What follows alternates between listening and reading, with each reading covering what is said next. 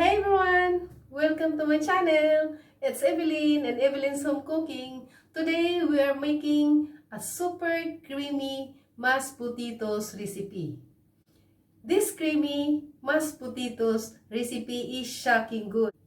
And this easy recipe is absolutely one of the best Thanksgiving and birthdays worthy side dishes. The folks at your holiday table will solve over this with potatoes. So now, I'm so excited. Alright, let's get started.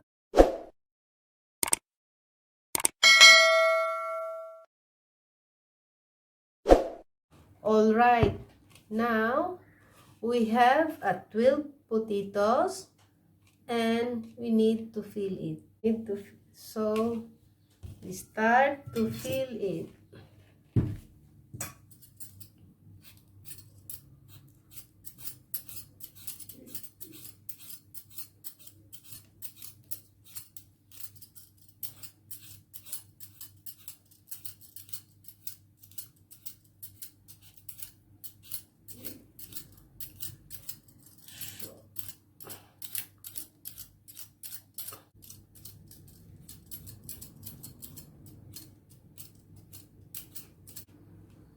Like this.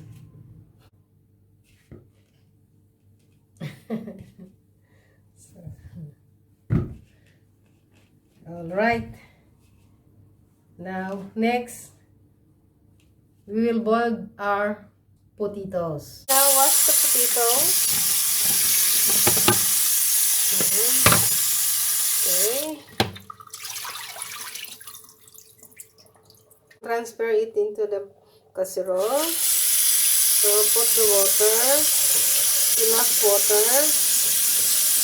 And, alright, so, now, we will boil our potatoes in 20 to 25 minutes.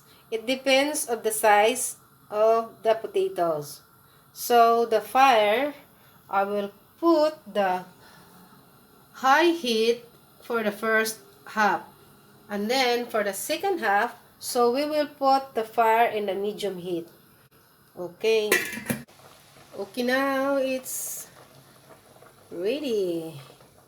It's already 25 minutes now. Okay, it's soft now.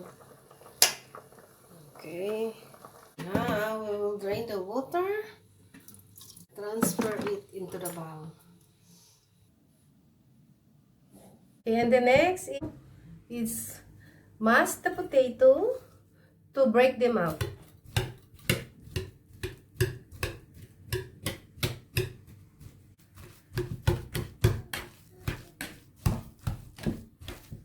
Mix it with the mixer.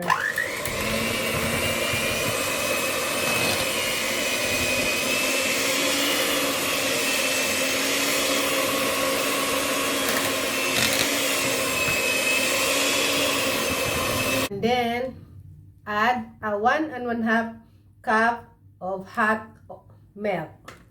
Slowly pour the milk.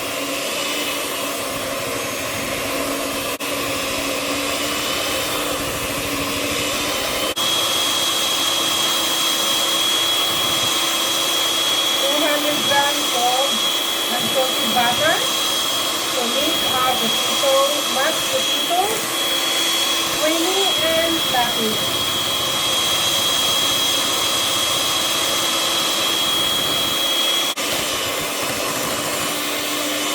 And next, add 1 1/2 teaspoon of salt.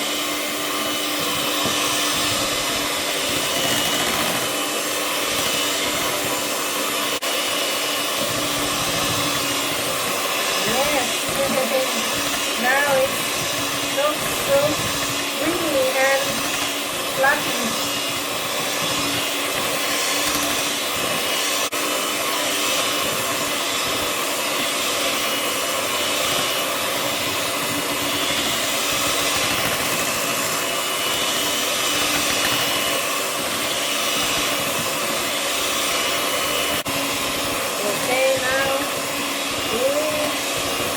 Wow.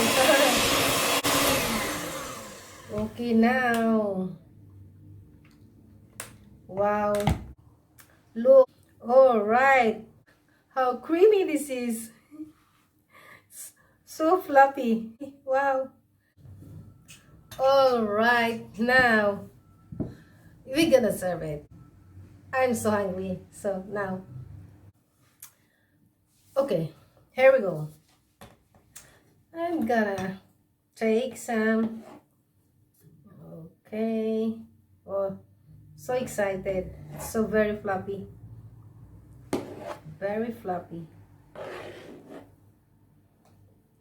So creamy. Okay, now we need to put also in the top. In the top, add the parsley. Finally, parsley to garnish. Okay. Wow. And add melted butter in the top. Wow. So creamy. Wow, I'm so excited. Okay, all right. Perfect. And now, I'm so hungry. So, I will test a little bit.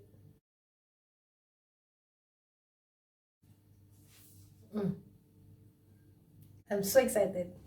Okay, all right. It's, I will test.